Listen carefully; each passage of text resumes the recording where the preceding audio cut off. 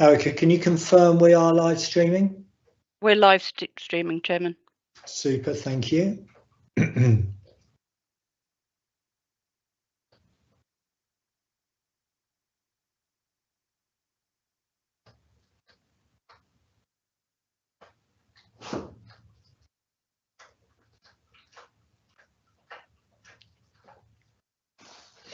Well, welcome, ladies and gentlemen, to the Wye Valley Annual General Meeting for 23-24. Whether it's members of staff, families, dignitaries, or partner organisations that are joining us this evening, we're delighted to see so many of you at this session. It is being live streamed through YouTube. So it will be there for posterity's sake in the future. It's an evening where we enjoy celebrating a number of things that we've been able to achieve as a trust, and we have a video later as well as presentations from Glenn, Lucy and Katie summarising the year.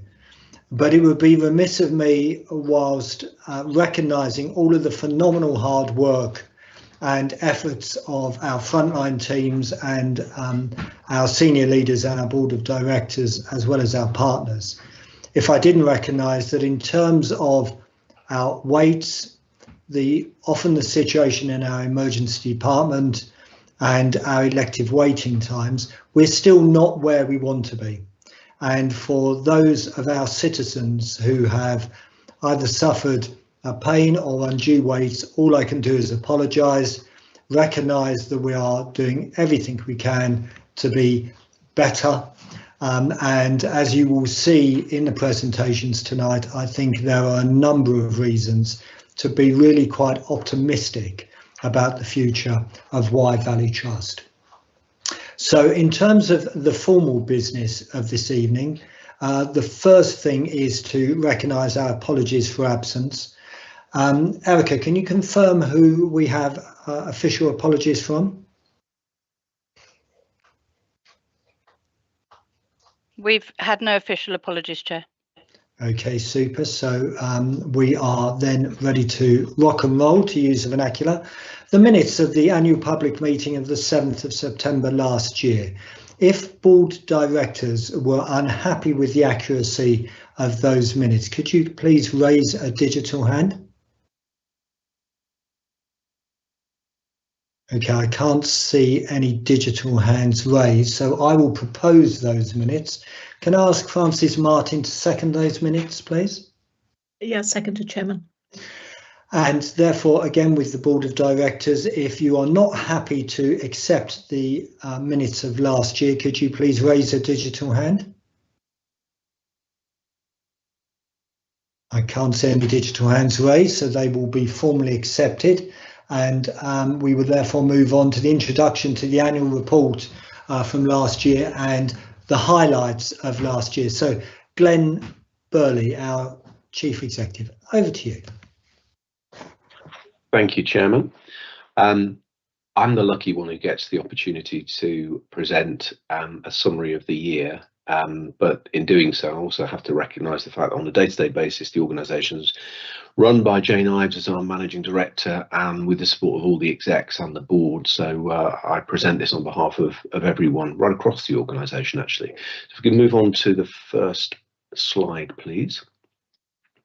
In addition to what I'm going to talk through in a number of slides here, the full annual report is available on our website. There's also a summary. We don't produce a glossy document for obvious reasons, but I would encourage anyone to have a good look through the detail of this, because there's an awful lot of information in there about what we've been doing as an organisation, increasingly actually what we're doing as a lead provider across the system. And despite some huge challenges this year, we look back on a really, really positive year. We've obviously had a year where once more demand has exceeded expectations, which has been challenging for our staff. We've also had small matters of industrial action and emergency pressures. But we have been able to make significant progress.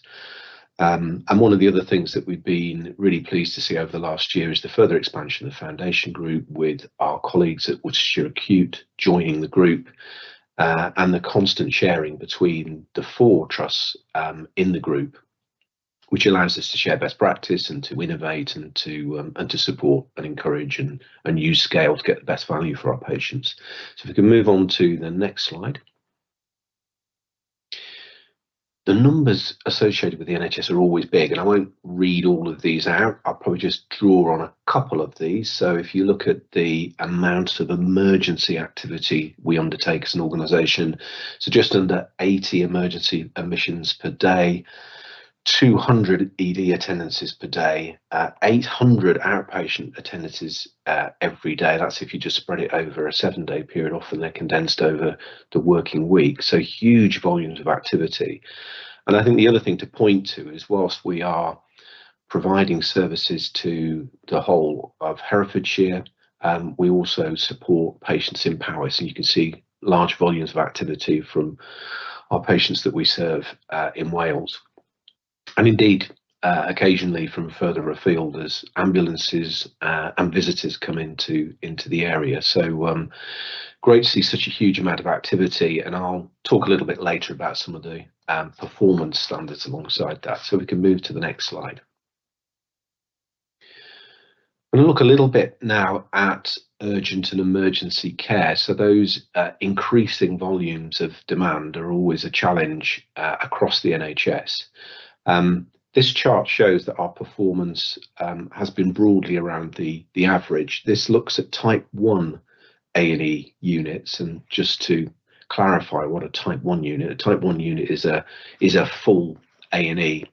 In the national statistics, we also include minor injuries units and other bits and pieces which are not consultant-led A&E units, which obviously can see all sorts of different types of activity. So it's good to see our position. We want to do better.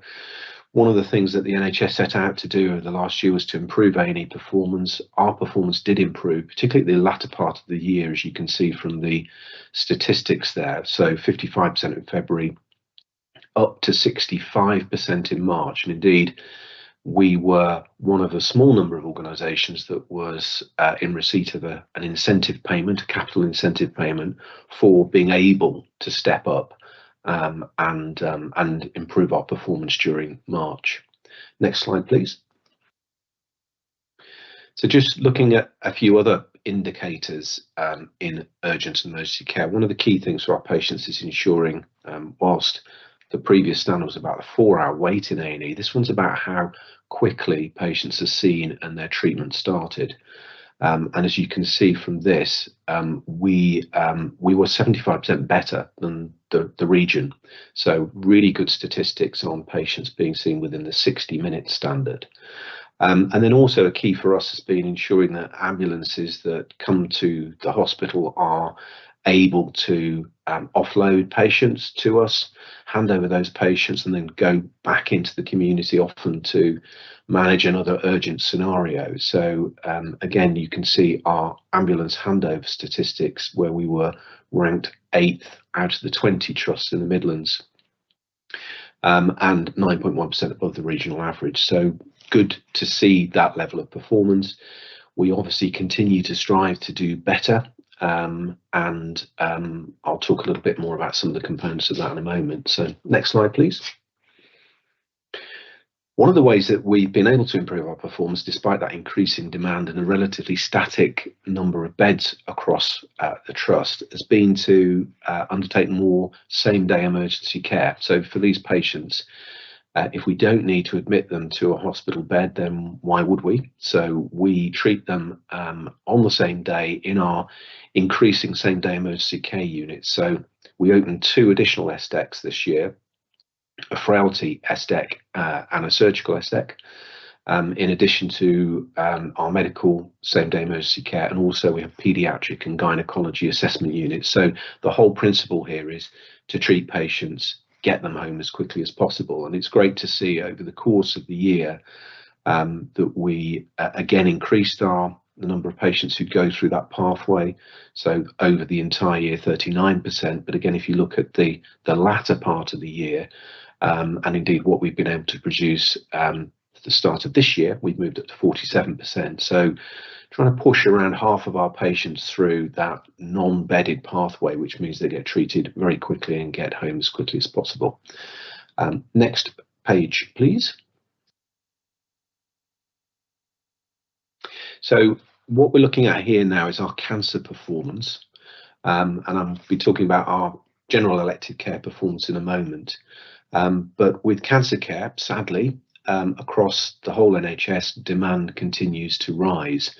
And as you can see, the statistics there, an 8.2% increase in referrals. Not all of those patients have cancer. They come to us as 2-week wait referrals with suspected cancer. But obviously a number of those patients do end up on a cancer pathway. One of the things that we've introduced across the NHS over the last year, or 18 months, has been the 28-day faster diagnostic standard. And the principle here is that patients referred to us have a clear answer on whether they do or do not have cancer within 28 days. We are doing well on that indicator in that we're already meeting the national standard, so well done to the team for doing that. And for then those patients who do have cancer, they then move on to a 62-day pathway, and that's from referral from their GP to their first definitive treatment. And again, over the course of the year, we've seen some really good improvements in that, and particularly since the start of this year, again, moving up to 72% of patients treated within 62 days. Across the NHS, we've still been dealing with a backlog of capacity and demand around related to COVID. So it's been really good to see those increases in treatment times coming through. Next slide, please. If you look at our elective pathways, so these are not cancer patients, these are patients who are coming in for operations of all sorts of specialties. We have been dealing with a backlog of waiting times. It's been well publicised nationally, large numbers of patients on the waiting list and longer waiting times than we would have otherwise liked, as referenced by the chairman at the start of the meeting. So the objective was to ensure that we reduced the 78-week waits, which we did, and now we've moved on to 65-week waits. So 73% of our patients over the 75-week standard. So you can see that the reduction from around 400 patients to around 100 patients over the course of the year in that 65-week cohort. Next slide, please. And the next milestone for the NHS will be to move to 52 weeks.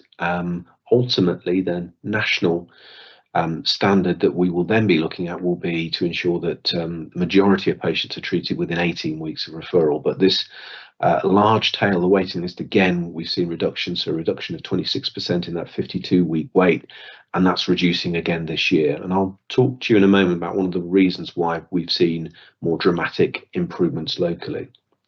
And then another key standard is for diagnostic tests generally, to ensure that patients are diagnosed within to have those tests within 6 weeks of referral. And as you can see from the chart there, over the course of the year, a significant improvement, a halving of the number of patients breaching that standard.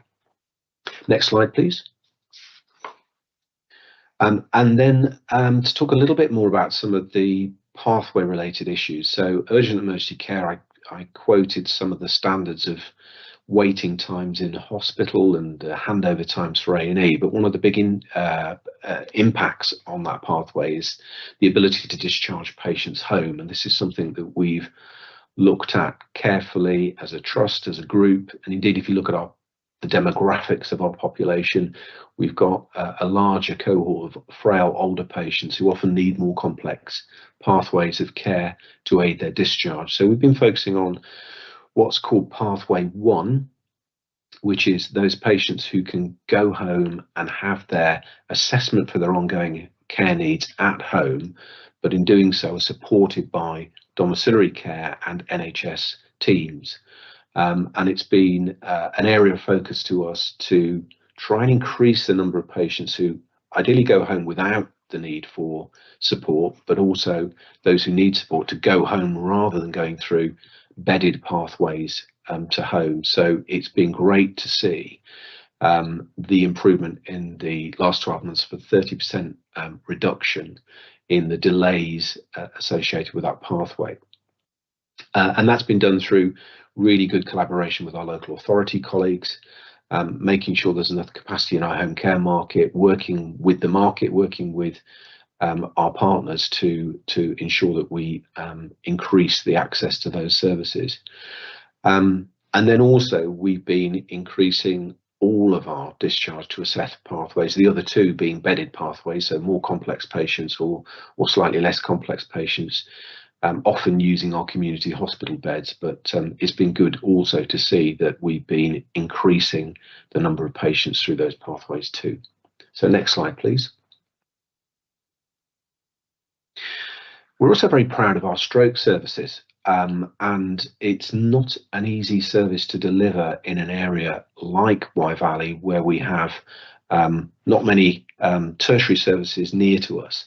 So we provide more care and more treatment for stroke services than we do in many other parts of the group, because elsewhere in the group we've got tertiary services on the doorstep. So it's really encouraging to see that our performance on what is an audit standard associated with a number of elements of best practice around the stroke pathway has been the best for an admitted stroke service in the West Midlands, and well done to our stroke team. You see members of them on that photograph for being able to deliver that. One of the ways that we've done that is firstly collaboration with our partners at Worcestershire Acute, but then also, as referred to here, collaboration with University Hospitals Birmingham, using artificial intelligence to help us to analyse images to ensure that we choose the patients who need thrombectomy, where they would move into a more specialist centre, but also those who need thrombolysis, who can have that treatment locally to remove the clot by our local team. So that audit and those standards that we're achieving ensure that our patients are getting much better outcomes as a result of those interventions. So next slide, please.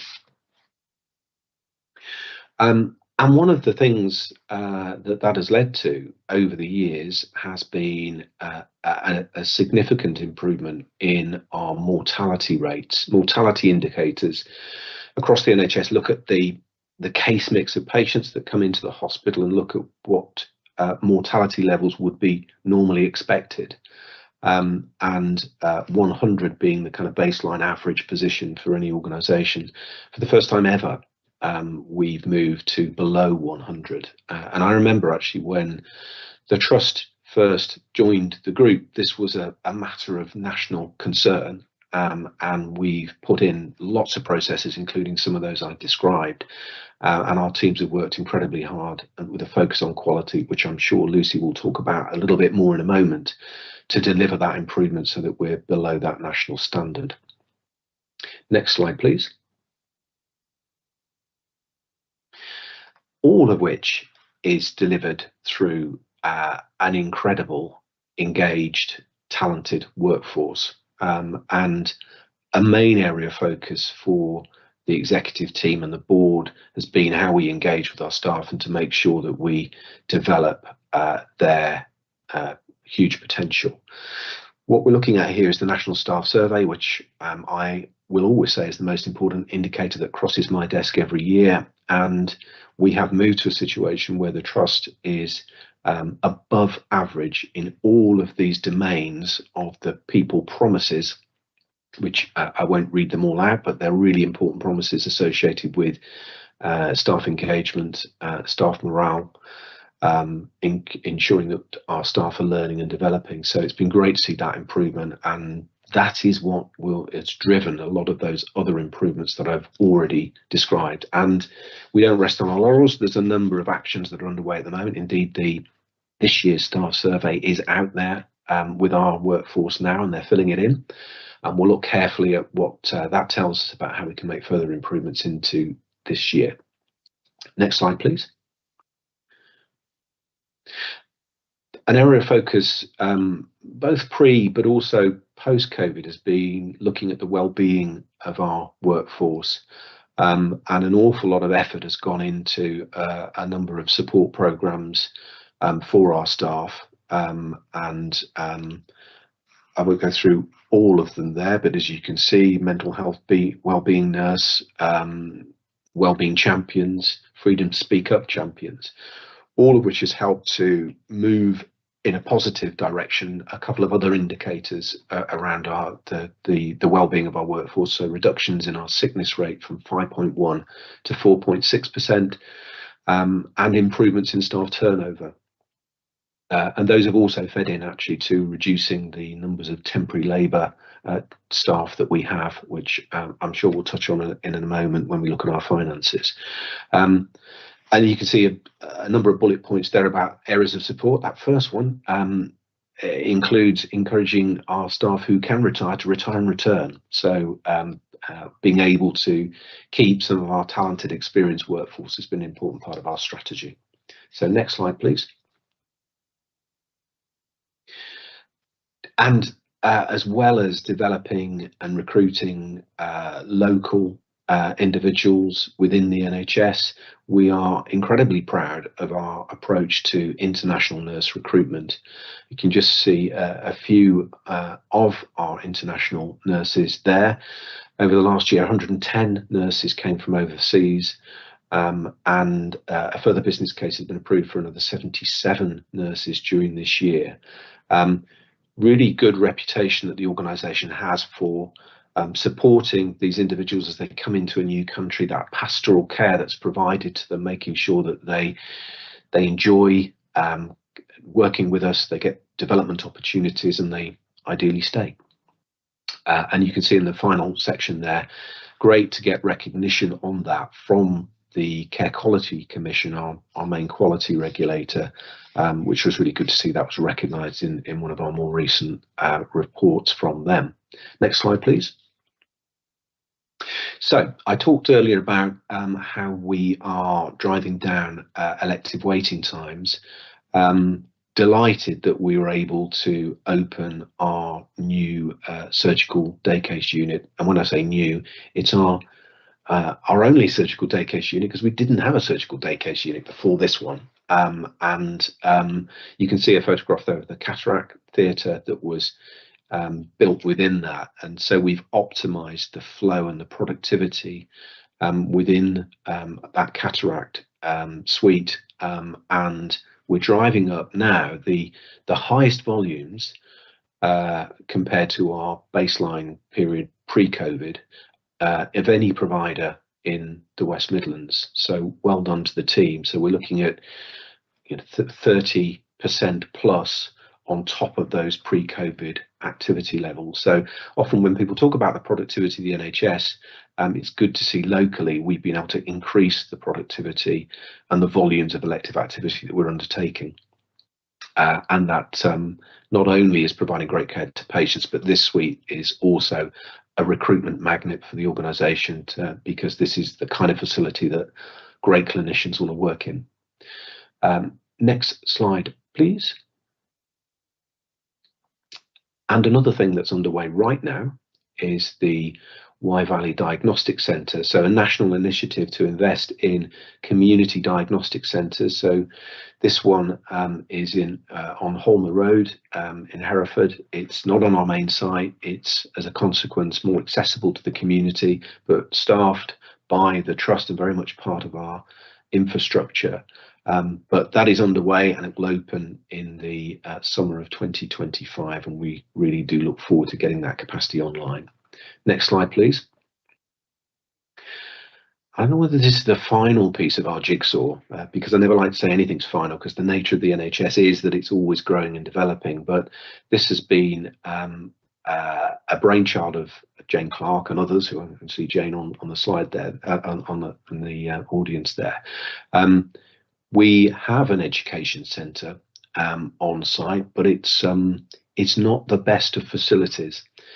So what we are setting about doing now is creating a brand new education centre through support from our colleagues at Herefordshire Council with some funding, but also through a fundraising campaign, and also with any elements of NHS capital that we can get hold of, to create a state-of-the-art centre at the front of the site in order to develop staff to support the new medical school that we're really pleased to see open in Worcester, that's supporting the Hereford and Worcester patch, but also lots of other disciplines of staff. So the plan for that one is late 2026, and we really look forward to bringing that on board. Next slide, please. And then another area which we produced a new strategy as a group a year or so ago, and identified some big moves, 4 of them now within that strategy, one of which was to lead the NHS on carbon reduction. And what we're referring to here is some of the work that we've already put in place to reduce our carbon footprint, because the NHS has a big carbon footprint because of the all the activity that we undertake. But we've also started work earlier this year on a new 20.5 million government-funded energy centre, and that will house 6 air source and 3 water-to-water source heat pumps. Don't ask me to explain the technology associated with those particular solutions, which will take us to 95% fossil fuel free as an organisation, which is a really great place to be, and certainly is leading our group. So well done to the team involved in that. Next slide, please. Whilst we deliver lots of things directly as an organisation, we work most effectively with our partners, and we have fantastic partnerships within the county.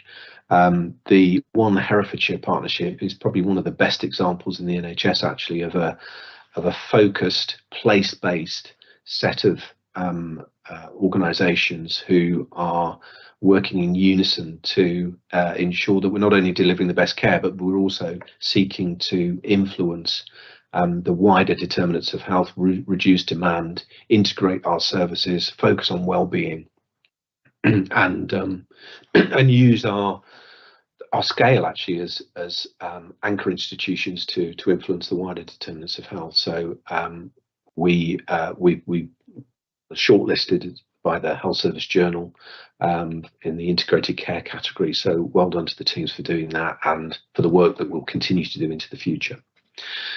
And the final slide talks a little bit about the future. So we have a set of objectives for this year, and we're well and truly into delivering those. They tie into the strategy that we refreshed, that I referred to earlier, across the group. And one of the great benefits of the group is that we're able to map some of the things that we're doing locally, join up the lead executives across the group, and share the best practice that's moving forward. Many members of the public will have seen there was a recent review of the NHS by Lord Darcy, an investigation into the performance of the NHS that set out some of the challenges that will then play into a 10-year plan that is being devised at the moment, will come out next spring. But actually, when you read it and you look at the priorities that Lord Darcy's identified, they absolutely correlate with the strategy that we've set out as an organisation, a focus on prevention, a focus on care outside of hospital, the use of digital. So we do not expect any change of direction for ourselves, but we hope that through that plan and the work associated with it across the NHS, we'll be able to accelerate some of the things that we've wanted to do and intend to do in the coming years. So I've finished my part of the presentation, Chair. Thank you, Glenn. Very comprehensive. To colleagues about to come, we are running a little bit behind time because there's such a comprehensive presentation from Glenn. But thank you very much. We'll have questions invited later. But as you can see, I hope is just the broad canvas of activity and developments that are occurring. Katie, over to you, please, to pull out the key things from the annual accounts. Thank you, Chair, and good evening, colleagues. So I just wanted to start by saying a big thank you to our finance team and to our external auditors. The annual accounts and audit process gets more complicated and complex every year, and the team have well and truly risen to the challenge collectively. So we completed, audited and submitted on time. So a big thank you to all involved in doing so. I just want to take colleagues through this evening a few headlines in terms of how we finished 23-24. So in terms of the overall position, we reported an adjusted deficit of 13.38 million. That was in line with the forecast position agreed with NHS England. So we planned for a deficit position and we delivered in line with the forecast outturn. What that does mean, however, is we didn't meet our financial duty to break even. So within the NHS, every organisation has a statutory duty to deliver break even on a rolling basis, and we have failed against that standard, albeit we delivered in line with what had been agreed with the national team. In terms of the other key financial duties, so around our public dividend capital, our cash flow financing and our capital spend, we met what was required of us in terms of delivering within those standards. So overall, strong performance across the year, albeit one of the metrics wasn't delivered in full. Next slide, please. Thank you. So just in terms of where we receive our money from and where we spend our money, so the vast majority of our income comes from our integrated care board, so primarily the Herefordshire and Worcestershire, ICB and neighbouring commissioners. From an expenditure perspective, as you would expect, the vast majority of our spend is on our staff. As Glenn referred to, we are reliant on a level of temporary workforce to deliver our services, and within our 222 million almost spend on staffing, there was around about 36 million or 16% which was on temporary workforce, and that's a key area of focus for us as we move forward around how we grow our own workforce, linking back to the education centre development and really try to retain and train our staff. The rest of our expenditure is on the things you would expect to deliver our services to our patients and our population, so primarily around drugs, clinical supplies, and those services we need to deliver healthcare.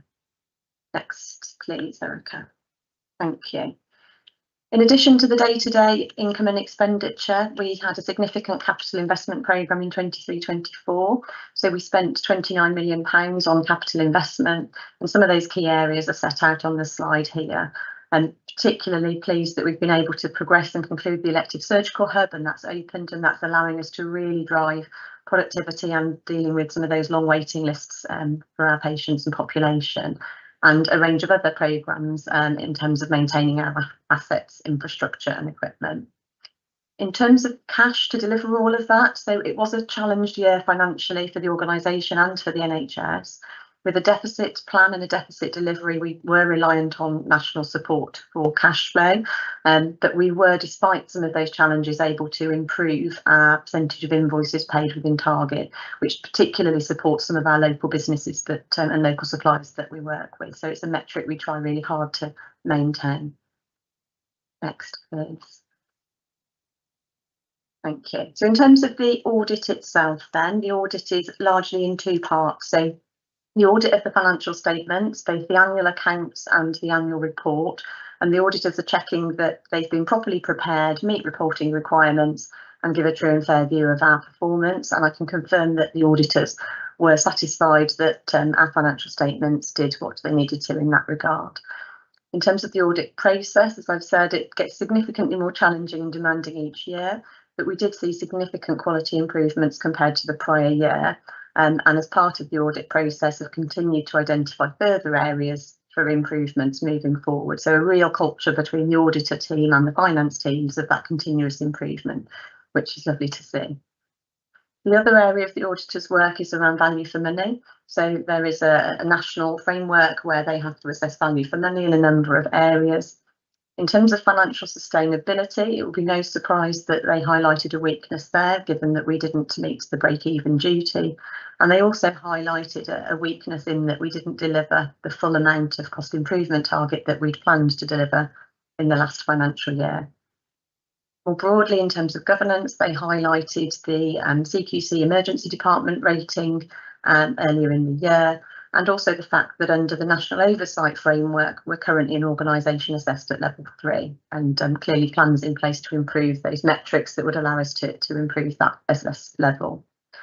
The quality account, as in previous years, wasn't required to be formally audited, but Lucy will provide an overview shortly. Next, please. So just to conclude on this section then, so in terms of the forward look for 24-25, so the financial landscape for the NHS as a whole and for the Trust remains challenged. We've set a deficit plan of £31.4 million for 24-25, and that includes a delivery of just over £20 million worth of cost and productivity improvement, targeting, for example, that improvement in productivity through our theatres and our outpatients, and a real focus on reducing our reliance on temporary workforce. We're planning to conclude some of those particularly large capital schemes, and so our planned spend is just over £31 million, the particular examples being the diagnostic centre and the energy scheme that Glenn referred to. In terms of that elective productivity piece, so we're planning to deliver 117% of the levels of activity that we delivered in 2019-20, so pre-COVID. So really looking at how we drive greater throughput in our elective pathways to bring those waiting lists down for patients. And outside of that immediate 24-25 plan, we've really got an eye on that more medium-term view. So how do we work as an organisation and across the system and within Herefordshire to really look at sustainability and our medium-term financial landscape? Thank you, Chair. Thank you, Katie. And I think it's just worthwhile on the numbers recognising that the NHS would not have been so enthusiastic about investing that level of capital in the elective hub and our integrated energy scheme if they didn't have the utmost confidence in the executive team at Wye Valley. And for members of the public, it is worth noting that with our new integrated energy scheme that Glenn referred to and Katie's just mentioned, we are amongst the very most efficient energy users of any hospital in the whole of the NHS. So thank you, Katie, and thank you for your hard work. I will then move on to an introduction to the quality accounts. Lucy, over to you. Thank you, Chair. So my job to introduce the quality account. So next slide, please. So the quality account is an extensive document which looks at the quality, safety and audit priorities for the previous year. And then it also provides an insight into those priorities that we're focusing on in the forthcoming year. It's been published on the Trust website since the end of May, and as Katie already alluded to, wasn't subject to audit this year. In terms of quality and safety oversight arrangements within the organisation, we have a quality committee that meets each month and is chaired by one of our non-executive directors. The committee's ultimate objective is to seek assurance that the services that we deliver are of a standard that we would want for ourselves, our family, our friends, and indeed, ultimately, the populations that we serve. Part of the Quality Committee's scrutiny of the quality and safety of the services we deliver is to continually seek assurance around, are our services safe? What are our priorities and opportunities to improve? What are we especially proud of? And what's new and different? And I'm just going to touch on some of those things. Next slide, please. So firstly, are we safe? Well, generally, looking first, it's been a big year for safety. We've had full implementation of the National Patient Safety Strategy against those key milestones that were expected of the whole NHS. We've had a seamless transition from an incident reporting system that we'd had for some time onto a new system. The Integrated Care Board signed off our Patient Safety Incident Response Plan, which includes our locally identified priorities against our specific safety profile, and there's a little bit more about that later. We've got a really well-established incident reporting process, and we continue to benchmark in the top quartile of trusts for the level of incident reporting that we have. And we certainly have a culture that supports openness, transparency and learning at the heart of when things go wrong. We have a really well-established patient safety panel that meets weekly. We review all incidents at that panel, and it is well attended by the whole of the NDT and the wider organisation. And this year we saw the introduction of Safety in Sync. Safety in Sync is a Herefordshire-based forum. It includes colleagues from health, social care and the voluntary sector, and is an opportunity for individuals to come together to discuss safety concerns and indeed find solutions to making improvements for the populations that we serve. Next slide, please. The Chief Executive already alluded to the fact that mortality is a really helpful indicator of the safety of our services. And for those individuals who've attended AGM over the years, this was a particular concern in previous years. The top graph shows our standardised hospital mortality indicator. And what we can see is significant improvements, particularly in the last 2 years, with a shimmy of 96, which is lower than the expected mortality rate and benchmarks really well nationally. The graph at the bottom of the chart relates to our crude mortality, and crude mortality is essentially the number of deaths in comparison to the number of hospital admissions. And again, we can see significant improvements over the last 2 years to well within the national mean, which is to be celebrated. We do, however, continue to focus on those areas where we can make the best improvement, and that includes sepsis, stroke, pneumonia, fractured neck of femur and heart failure. This year we've had a particular focus on reviewing our governance arrangements, introducing the local mortality committee, reviewing our learning from deaths process, to ensure that local learning is shared at mortality committee and more broadly within the healthcare system where appropriate. And in addition, we've been able to implement the medical examiner service to look at all deaths occurring in Herefordshire rather than just those occurring within our hospitals. And what this offers is greater scrutiny, more independence, and really an opportunity for bereaved families to raise concerns for us to review deaths where appropriate. And certainly this morning at Safety in Sync, the medical examiner's service came to present on those achievements. Next slide, please. I mentioned earlier that our quality committee focuses on what are our priorities and where do we need to make improvements. Slightly different approach this year in that we had to identify both patient safety priorities because of the National Patient Safety Strategy and indeed our quality priorities. I don't intend to go through each of these, but just to highlight a few. We continue to work on our reducing the risk of individuals developing venous thromboembolism by ensuring that we are adopting NICE guidance in relation to risk assessment and ongoing prophylaxis. We have a continued focus on tissue viability, and in particular this year, given our patient safety profile, particularly around individuals developing grade 2 pressure damage. We've established a deteriorating patient committee and are focusing on Martha's Rule, which is a national initiative, otherwise known as Call for Concern. And we've indeed invested in a 24/7 critical care outreach service, which is critical to the delivery of Martha's Rule. We continue to focus our priorities around the delivery of time-critical medications, and this year's focus has been particularly around Parkinson's, but we're going to maintain that as a priority for the forthcoming year and expand that to further critical medications. And indeed, we continue to focus on how do we improve patient experience overall in line with the feedback that we receive from national surveys, family and friends test and other feedback. Next slide, please. What are we especially proud of? Well, I want to focus first on international nurse recruitment. Certainly the Chief Executive touched on that at the beginning. We have so many things to be proud of, and certainly our Managing Director will be focusing on other things later in the presentation also. But just to touch on international nurses, so they're clearly a highly valued and integral part of our nursing workforce.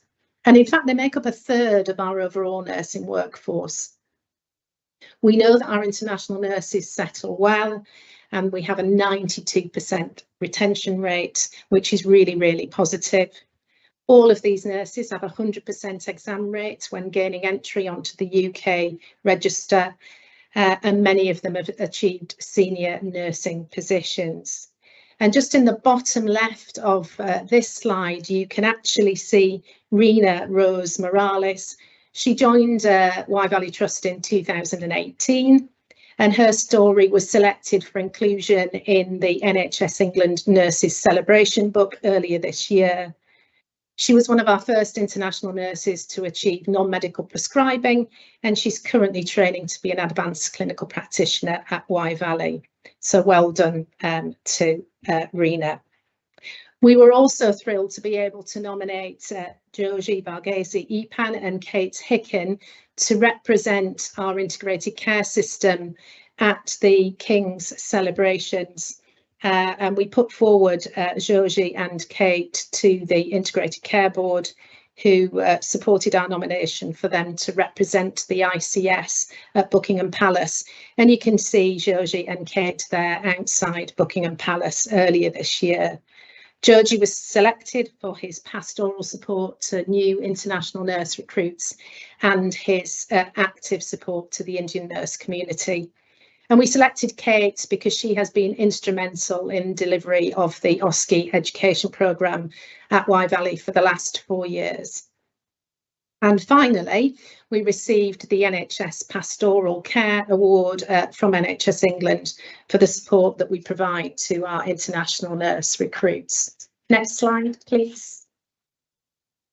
More broadly, there are so many things that we could be proud of. So here are just a few. I've talked twice about Safety in Sync as that sort of Herefordshire-based safety forum. And I'm proud to say that Safety in Sync was shortlisted at the Health Service Journal Awards earlier this year. I'm sad to say that we didn't win, but we're very proud to have been a finalist at the HSJ Awards.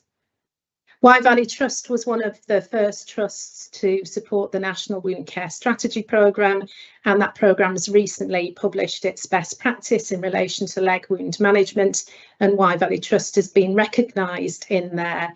And for those of you who were at the AGM last year, you would have heard about the significant improvements we made in leg wound healing rates as a consequence of our work in this area. We're really pleased that our Special Care Baby Unit has received the first level of accreditation for the Baby Friendly Initiative, and we're really proud of the team's work in that area as they now work and focus on how we would achieve the next level of accreditation. We've recently changed our approach to preceptorship to include the wider MDT, including allied health professionals, international nurse recruits and locally recruited nurses, and have recently been awarded the National Quality Mark for our preceptorship programme. And last but not least, in terms of proud, we're really proud of our maternity services.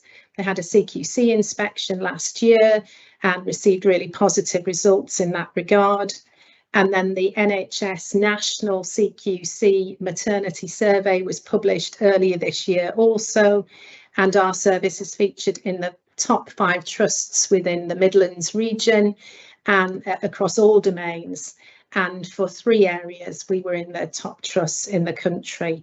And we've also just been recognised in the recent publication on maternity, the national publication on maternity services, which is a really proud achievement. Next slide, please. And finally from me, what's new and different? Again, I could talk about so many things, but I've decided to focus on frailty this time. So our frailty same-day emergency care, the Chief Executive touched on this earlier, has been up and running since September 2023. Lots of benefits for our patients. They receive a full geriatric assessment, appropriate management, and if appropriate, discharge home on the same day. And we do know that home is best. and that hospital admission should only happen where it is absolutely necessary to do so. Initially, our frailty same-day emergency care was seeing high numbers of readmission rates to hospital following contact with the service. So actually in response to that, the team introduced Call for Concern, which was a telephone number for individuals who'd attended the service or their families to call if they were concerned upon discharge home. And as a matter of routine, they now also receive a call within 72 hours of discharge to check that all is well, and if not, to signpost to appropriate services or for us to respond directly to their needs. And what that has seen is a significant reduction in readmission rates. We've just appointed to a new acute dementia lead professional who will start in post in December. And you'll see on there, there's a picture of a lorry or a van or a bus. This is the virtual dementia tour. It's a really innovative way to deliver training to frontline teams where individuals can experience in the virtual world what it might be like to experience living with dementia. And the idea of the virtual dementia tour is to enable frontline teams to have a better understanding, to enable them to better care for patients when they access our services. And so far this year, we've trained 160 people through the virtual dementia tour. We've got 11 more sessions booked in the forthcoming months with 360 members of staff due to attend. And then finally, the yellow socks, the yellow wristbands. We do know that patients will fall in our care as part of their rehabilitation and our desire to get them back to their baseline function will mean that patients will fall, but we need to reduce those avoidable falls. And one easy initiative is to introduce yellow socks, yellow wristbands as a visible indicator that an individual is at high risk of falling. We introduced these in the service in June of this year, and we're seeing some early green shoots of falls reduction and indeed particularly less falls with harm occurring for our patients. There's so much more I could say, but I'm going to leave it there and hand back to you, Chair. Thank you. Thank you, Lucy. And it again just illustrates the very broad canvas of activity that we've had going on the whole issue of quality and safety. And I think all of our frontline teams can be proud of the work that they do. So we're running 15 minutes late, so I apologise to members of the public, but we will try and pick up a little bit of speed now. So the first thing is to propose the adoption of the annual report and accounts for 23-24. Could I please ask Kieran to propose that for me? Kieran, you're on mute. I need you to come off mute, please. Thank you, Chair. I did propose their adoption. Thank you. And could I ask Nicola to second that for me, please? Hi, Chair. Happy to second. Thank you. And could I then move on to the Board of Directors? If you're not happy to approve the annual report and accounts, could you please raise a digital hand? No digital hands being raised. That's duly approved. Thank you. We'll move on to the proposal to adopt the quality accounts. And as Lucy indicated, they are available on the website. Could I please ask Francis to propose those? Yeah, I'd propose the adoption. Thank you. And could I ask Ian James, please, to second that? Happy to second, Chair. Thank you very much. So I will then move on to the Board of Directors. If you're not happy to adopt the quality accounts for last year, could you please raise a digital hand? Okay, duly adopted. Thank you. So now is the opportunity for questions from members of the public. We've had no questions, I think, submitted. Erica, is that correct?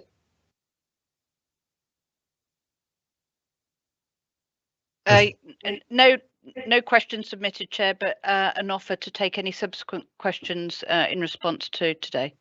That's exactly what I was going to say, Erica. So if members of the public subsequently viewing the video want to ask us any questions, Erica's details are available on the annual general meeting page of the website, so please do reach out to us. And more generally, for members of the public, we have our monthly boards, and they're often done digitally. It would be great to have more members of the public attending those, and the details of those are available on the website also. So thank you. So we are now going to focus on the fantastic work that goes on day in, day out in the Trust. And so I'll hand over to the Recognising the Achievements of Our Staff video and section. Jane Ives, our Managing Director. Jane, over to you. Russell, I'll try and catch us up a little bit on time. This is definitely one of my favourite jobs of the year, just to publicly thank our staff. And when we just look back over the last year at all those things that have been achieved, it's all been delivered by our staff. So it's a real opportunity to recognise those achievements. And the progress, the innovation, I think have been absolutely outstanding, in spite of, and actually sometimes because of, some of the challenges that we've faced, as I say, some of those difficulties, particularly in the urgent care pathway. And that's difficult for patients and it's difficult for staff as well. But there's an awful lot that's been achieved, and it's only achieved through really great teamwork. And I think that's a hallmark of our Trust. I think the way our teams work together, but also work with our partners in the council, in Sodexo, and with patients themselves. So what I'd like to do is, if you can skip over the next couple of 3 slides and just go straight to the video. So delighted to introduce the video because it showcases some of the things that Glenn talked about right at the beginning. So it talks about expanded same-day emergency care, the health and wellbeing support to our staff, some enhancements in maternity care, integrated neighbourhood teams, and that's really important how we work with our partners and communities, and then of course the day case surgical unit we've just opened. So we can run the video, and hopefully we can all get an opportunity to see a little bit more.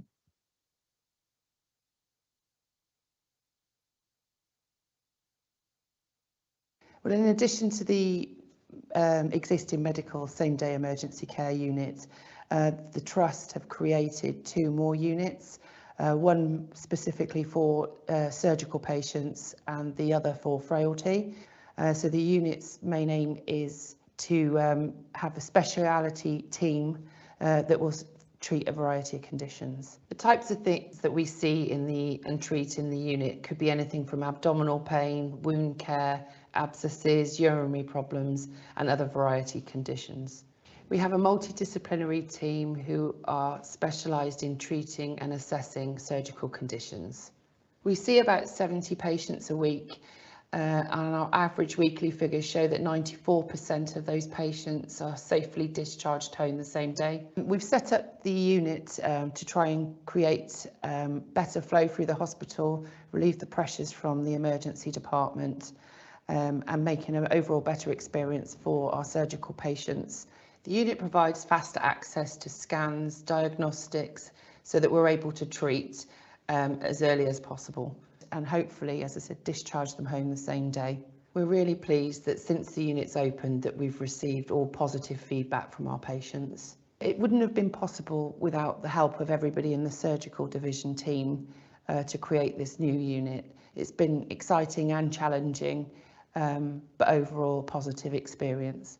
We would like to thank everybody in the surgical division for helping create and set up our surgical unit and keeping it running on a daily basis. In Herefordshire, I'm proud to have this dedicated service which puts the needs of older people at the heart of everything we do. We opened a frailty same-day emergency care unit to provide a dedicated front door service for our frailty patients. We transfer them out of an emergency department into a calm therapeutic area. They then undergo a comprehensive assessment by the multidisciplinary team of frailty specialists. We want our patients to be identified and receive a thorough assessment as quickly as possible so we can work out what their goals are and work with them to decide how we can achieve them. We provide a 6 bedded trolley area for our patients where we bring them into, we can get them up, washed and dressed and get them into that normal routine really quickly. We provide them with the education of the importance of nutrition and the importance of getting up and getting mobile to be able to discharge them home the same day. Any patient that raises concern will be assessed by the therapy team and walking aids provided. We have a dedicated multidisciplinary team trained in the treatment of older people. The team consists of advanced clinical practitioners, frailty sister, GP trainees and specialty doctors who lead the service with support from our nursing colleagues and therapy assistants. The nurse completes a tailored care plan for each of our patients, which focuses on falls, skin integrity, nutrition and continence. Our team provides timely senior decision making, comprehensive assessment, medication management and healthcare advice, with the majority of patients being discharged the same day. All of our patients are aged over 65 and that are considered frail. We follow a home first approach on the unit with the target of getting as many people home that same day as possible, with a personalised care plan and community follow-up if needed. All patients receive a follow-up telephone call after discharge. We do this to support to see how they're doing and prevent readmissions to the hospital. The unit allows us to work closer with community teams and primary care, which means patients who are referred are triaged and assessed in a more timely manner. We view frailty same-day emergency care as a hub for excellence in training and frailty as well, both for our colleagues in the department, but we also invite people from other areas to come and shadow the team. This provides ongoing specialist training for both our team and beyond. We are delighted to celebrate the 1-year anniversary of the frailty same-day emergency care with excellent outcomes for patients, with 2/3 discharged the same day and fantastic feedback. So I'd like to thank everybody involved in opening the frailty same-day emergency care unit. Patient safety is paramount to everything that we do. I'm privileged to work with a fantastic team, and I would like to thank my colleagues in the department and beyond who have been able to make this happen. I also want to give a special thank you to the patients, their families and carers who have given their feedback, which we have used to help deliver the service. Over the last few years, following the COVID pandemic, we were seeing an increase in sickness absence within the organization. So we decided to bring in place a number of well-being programs to support our employees so they can help themselves and stay fit and healthy within the working environment. We looked at what were the key reasons why people were going off sick, and then we decided to bring in programs to support employees. As part of our prevention agenda, the Occupational Health Department provides a variety of vaccinations for staff, health clinics, health assessments, and that is making a real positive difference in terms of trying to retain people within the working environment. Over the past 18 months, we've been working actively with instructors from Halo Leisure, and they come on site and they provide well-being clinics, health assessments, and they run a number of well-being activities for employees across all sites. We also have dedicated well-being champions across the organization who provide support advice and signpost people to other sources of support for their health and well-being. We've introduced Schwartz rounds, which are facilitated sessions to support the emotional and psychological needs of our employees so they can feel better within a hospital setting. It is very clear that over the last year, we've seen a reduction in sickness absence within the organization. So the mental health and well-being nurse, which is one of the interventions we brought in place, has gone down very well. Hi, it's Bryony here. Just phoning up so that we can have a quick review. We introduced the specialist mental health and wellbeing nurse role as within Wye Valley Trust, the #1 referral to occupational health is for mental health concerns. The service is in occupational health, and so the focus of the service is to support the wellbeing of the staff within the trust and provide comprehensive mental health assessment, signposting, advice and support for any employee within Wye Valley Trust. Since starting, I have been assessing staff members who may be presenting with a level of mental health concern or distress, and then providing appropriate psychological interventions or signposting and referring to more specialist services as required. I've also been delivering training for groups of professionals. There's also been an increase in liaison and networking with wider mental health services within Herefordshire, increasing their input for our staff, increasing the confidence to self-refer for specialist support. Since the introduction of the role, there has been self-reporting of returning to work sooner through periods of sick leave, of preventing staff members from taking time off work due to feeling more supported and well as a result of the interventions. And so for the patient groups, they're able to see regular substantive staff supporting them and providing their care due to a reduction in sickness levels and an improvement in retention. Feedback from staff across the trust has been positive. We've seen a 100% recommendation to other staff members for the service. There's been 100% satisfaction with the service, and that's translated in improved outcomes for our staff members. It's truly transformed people's lives and seen them change for the better. And we also have Freedom to Speak Up champions, and they play an important part in helping employees to speak up about any concerns that they may have. So we have put in place a dedicated staff physiotherapist, and the individual provides tailored support to employees who are suffering from musculoskeletal problems. I would like to say a massive thank you to all individuals employed in the trust who are playing a part in enhancing the health and well-being of colleagues, because we know that if you have fit and healthy staff, that is beneficial for patients. In order to provide excellent patient care, we need to have staff who are fit, who are well, who are healthy. So massive thanks to every single person who plays a part in the entire health and well-being agenda for the trust. We introduced integrated neighbourhood working to improve the experience of patients across Herefordshire who often receive care and treatment from different professionals and different organisations at the same time. The purpose of this approach is to join up care not only across Wye Valley NHS Trust, but also with our health and care partners across Herefordshire.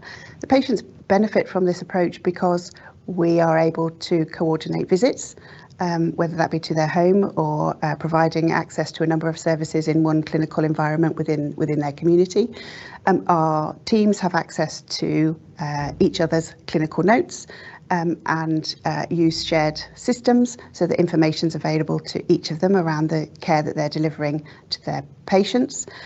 We also ensure that patients benefit from expertise from across a wide range of professionals at one time, which means access to care is improved and their overall experience of care is improved. Working as part of a team of people who support our residents in care homes across Herefordshire, our care home practitioners are consistently delivering training and support and formal education to those staff working in care homes to increase their skills and competencies and ensure that the residents in care homes are getting the best possible care at all times. We operate in this way across a number of areas. One of those is our district nursing service.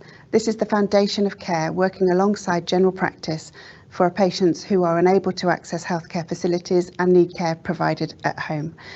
They provide care compassionately, 24 hours a day, 7 days a week. Working closely with the GP out of hours service, the district nursing service hands over at 8 o'clock to the overnight nursing service, who are co-located with the GP out of hours service and provide care through the night in an integrated way, handing back to the core district nursing service at 8 o'clock the following morning.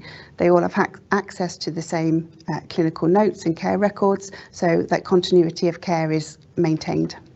In addition, our specialist advanced care practitioners are working increasingly closely with our GPs to provide support for patients living with complex and chronic conditions in their own home. This specialist team provide a proactive and supportive approach to work with patients and ensure they maximise their well-being. GPs are now working as part of our urgent community response service, who respond within hours to patients who may need urgent assessment or treatment in order to avoid further deterioration and a hospital admission. Wherever possible, we're co-locating teams together. We know that makes a difference in terms of how well they work together. For example, district nurses are now co-located with wellbeing teams employed by our GP practices in some areas. Working together helps the teams make the most of every contact with their patients, particularly when supporting their overall holistic well-being. Hello, it's Rebecca calling from the Health and Wellbeing team. How are you today? Wherever possible, we encourage people to attend clinic and meet other people who are living with similar health concerns or conditions. A good example of this is the Kington Leg Cafe. Whilst there, patients not only get access to specialist wound care provided by a range of community nurses, they also get to meet and talk to people living with similar conditions to them, and they get to enjoy some tea and cake provided by local voluntary organisations. Patients are feeding back positively about how responsive and compassionate their care is.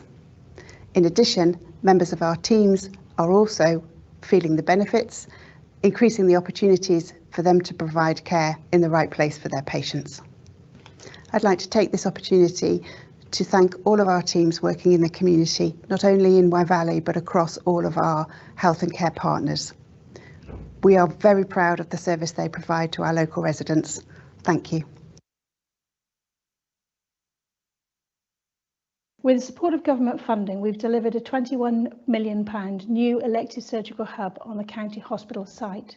This is part of a new national initiative to reduce waiting times for patients. This is the newest development for the Trust. It delivers 3 new theatres, one of which is a cataract theatre, and will focus on delivering surgery to patients requiring cataract surgery. We have new state-of-the-art equipment in purpose-built dementia-friendly environment. The specialties operating in the new hub include breast, ENT, general surgery, gynecology, ophthalmology, orthopaedics and urology.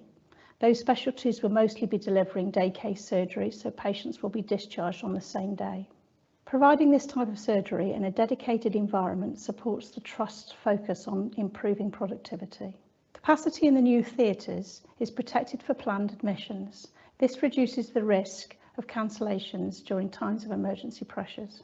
We will also see an increase in emergency capacity in our main theatres as a result of this development. We expect to treat over 18,000 patients by the end of March 2025.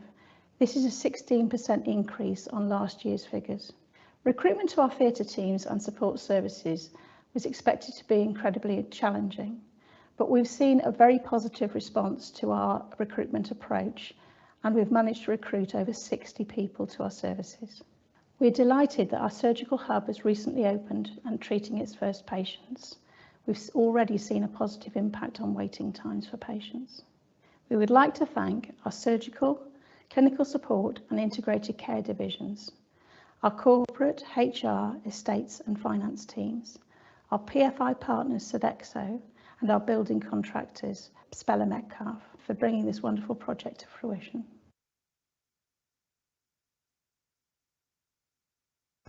So over the last 2 years, since I've been in post, I've been working with the senior leadership team in maternity services incredibly hard to try and improve the quality of the services that are offered. This means improving the safety of the services that are offered to women and their families, and also improving the experience of those who use our service. We have made these improvements following a number of national recommendations and in view of some recommendations following our CQC inspection. We now have a 5-bedded bay triage area, which includes one of those bays for assessment, and all women are now seen within 15 minutes of arrival to maternity triage by a midwife. So basically it's a traffic light system. It's having color-coded cards we give.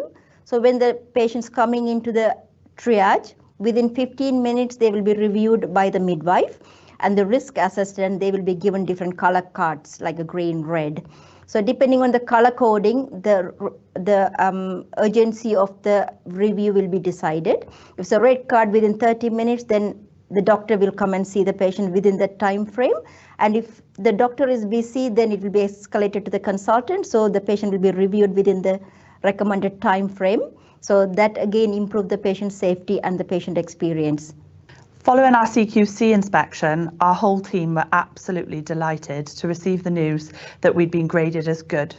To achieve such quality improvements, as part of our journey, we have focused on workforce, clinical and service improvement. As part of the service improvement program, we recruited all our doctors at present time, and that helps to improve the patient safety and the patient experience.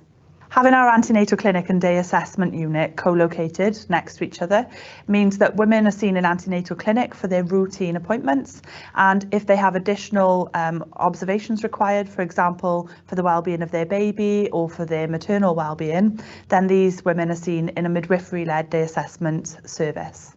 The challenge of putting the two services together has been reviewing the workforce and how things run. And what we found is that the waiting times have reduced. There's more continuity for those women who come through the service and meet the same team, who get to know them and understand their needs. And the environment in itself has been improved as part of the recommendations from our MNVP colleagues.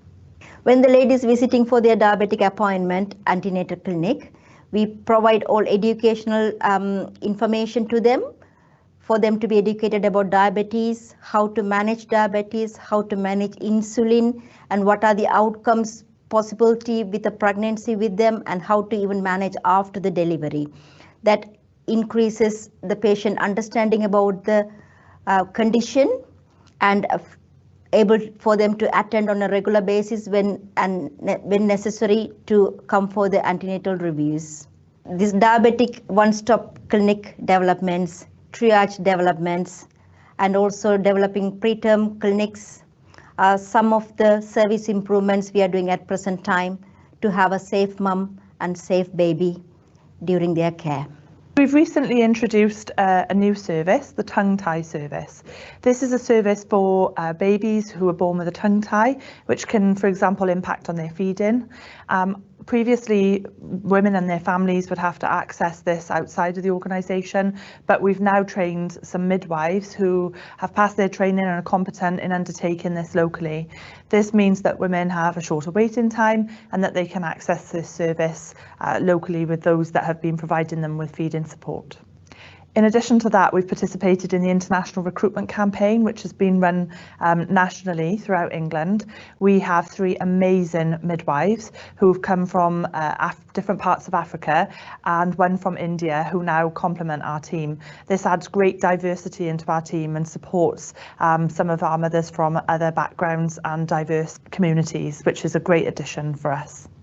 One of the great privileges that I've enjoyed this year is investing in our workforce, and we've done this through introducing a team time out day where we actually get to focus on professional midwifery advocacy and including other wellbeing training sessions such as meditation, supporting staff to look after themselves and to take that time for themselves. This helps us with our retention and shows our commitment to the staff in caring for them. I would like to extend my thanks to all my department, obstetrics and gynecology, because they manage early pregnancy as well. All midwifery team, healthcare assistant team, and we can't manage without the admin staff. So all the admin team and all my colleagues. And actually we need to thank the ladies coming for our care as well. I'm incredibly proud of the team that we have here at Wye Valley. They're highly skilled, competent team who work really hard together, and the success and the improvements that we've been able to make is purely down to their hard work and dedication to the maternity service here.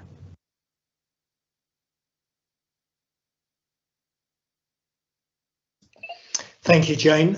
You've got to love a video with babies in, haven't you? And I love being the NED safety champion for maternity over at South Warwick, and it's an enormous blessing to be able to have a child. As Jane and the video has shown, there's a phenomenal amount of wonderful stuff that goes on week in, week out in the Trust, lots of innovation. Wye Valley were the first to introduce the notion of bringing together partners to share some of the great things that were going on in their Transformation Tuesdays, which are still ongoing, and that's now become a template for other things within the whole of the foundation group. But as Jane indicated, she did speed through the slides. We do celebrate individuals and teams who go the extra mile. Now, every year I, at the Wye Valley AGM, like to celebrate a particular individual who has gone far beyond the extra mile in terms of their efforts. And I'm delighted that this year the Chairman's Award is going to Jane Clark, who is Associate Chief Medical Officer for Education. And Jane and I have worked together, particularly over the last few years, as we've been trying to get that new education centre built. And the thing which is extraordinary about Jane, although she's a paediatric consultant, is her ability and passion to focus on education, to engage with people, to inspire them, and to really have a focus on what we need to do in the field of education to improve the experience for those who we are working with, and to lay down something which is really a heritage asset for the future and for the whole of Herefordshire. Jane was recruited, I think, originally by David Mowbray, and I remember David saying to me when he was Chief Medical Officer of the Trust that Jane had been an outstanding Associate Chief Medical Officer for Education. She has, as a number of us known, put Wye Valley's journey on education at the absolute centre of her role.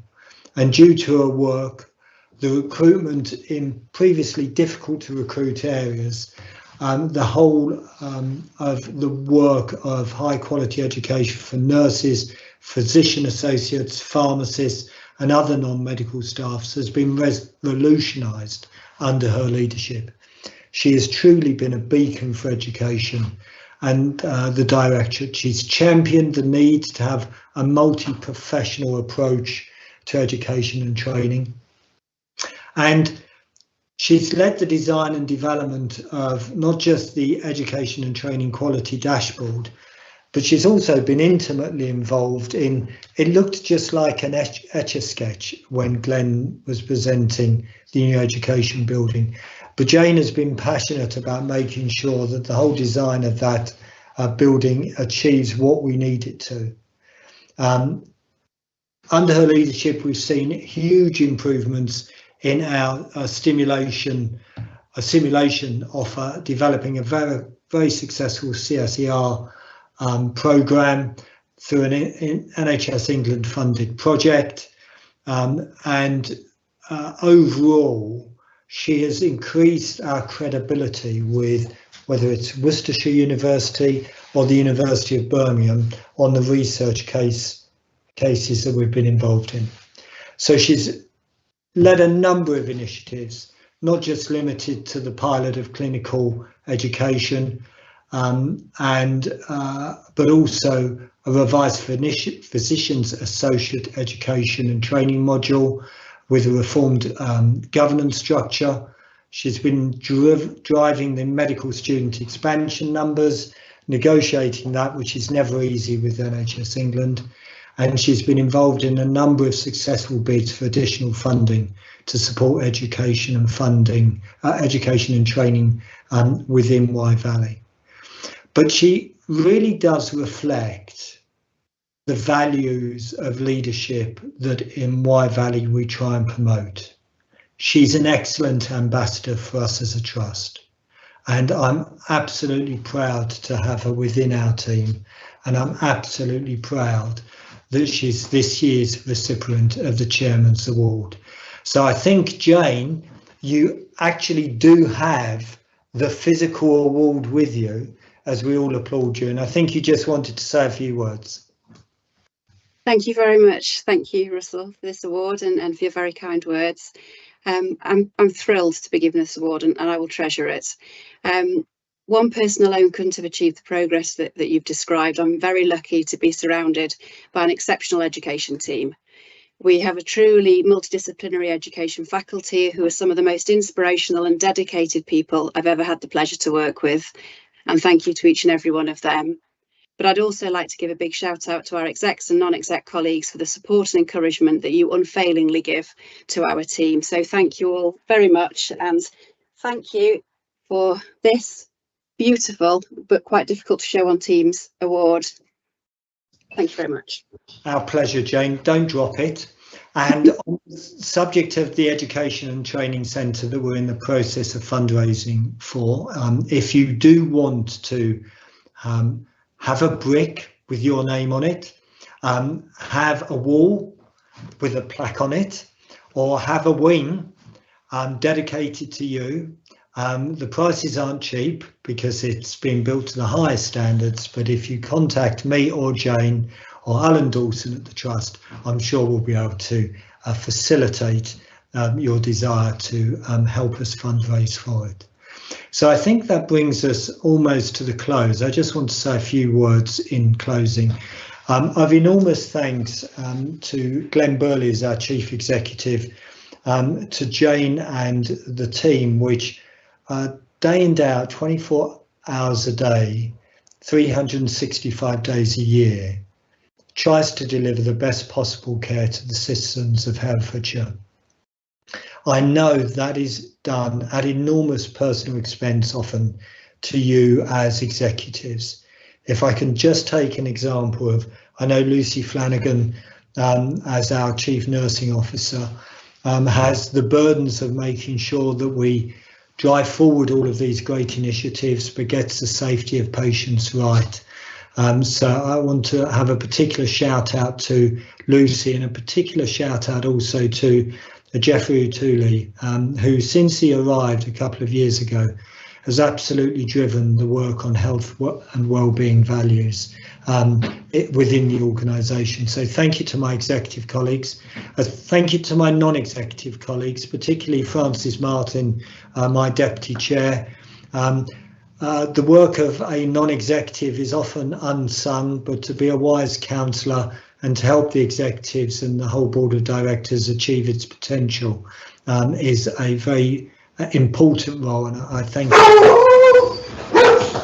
my non-executive colleagues. As you can see, even my dogs are enthusiastic about thanking them. Can you just hold on for a second? I tell you, to celebrate forever in YouTube the work of non-executives with a boxer and a Rhodesian Ridgeback cheering them on. Also, I want to thank our partners, not just within the system. We have a wonderful set of GP and primary care partners and social care colleagues. We're really grateful to the work of the local authority and council on helping us on the really important work on discharges. But internally, all of our volunteers, we touched on them earlier with Glenn and Jane, but whether it's the pastoral care of our chaplaincy, whether it's our League of Friends, or people who just volunteer and give up their own time, you do a wonderful thing to help us achieve what we need to. And finally, I want to have a shout out for our networks within the organisation, and in particular our BAME network and their lead. The last few months has been a very unsettling period for our BAME colleagues with a level of social unrest. Members of the public may not be aware, but just around 2% of the population of Herefordshire are from a BAME background. About 20% of our staff in Wye Valley are from a BAME background, and around 50% of our consultants are from a BAME background.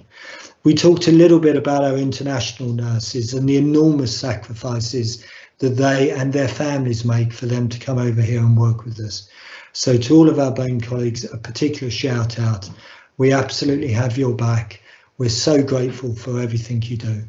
So, ladies and gentlemen, I look forward to seeing you at next year's AGM. But in the meanwhile, if you want to see us again digitally, you're very, very welcome to come and join our next board, which is next week. Francis Martin will be chairing it. Thank you all very much. Thank you for your hard work. Take care. Bye-bye.